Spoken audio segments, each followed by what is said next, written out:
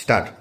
અરવલ્લી જિલ્લામાં હાલ યુરિયા ખાતરની ખૂબ શોર્ટેજ ચાલી રહી છે.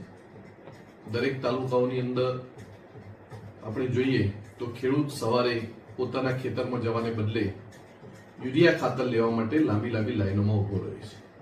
એને એ પણ વિશ્વાસ નથી કે સાંજ સુધીમાં એને પોતાનું યુરિયા ખાતર મળશે.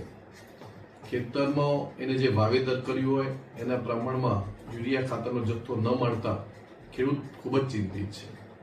એક બાજુ સરકાર ખેડૂતની આવક ડબલ કરવાની વાત કરે છે, રાસાયણિક ખાતરના ભાવ ખૂબ આસમાને છે, ત્યારે ખેડૂતને રાસાયણિક ખાતર યુરિયાનો પૂરો જથ્થો પણ મળતો નથી. એ સંજોગોમાં અરવલ્લી જિલ્લાના ખેડૂતો રાસાયણિક ખાતરના મુદ્દે ખૂબ જ આક્રોશભર્યું વલણ છે.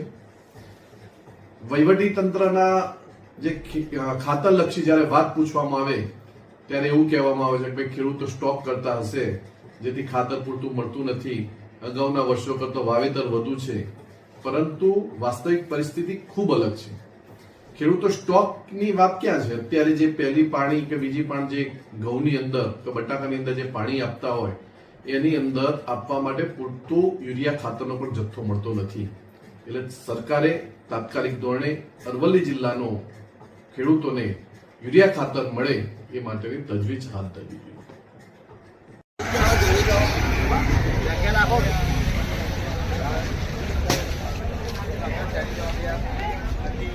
બોલો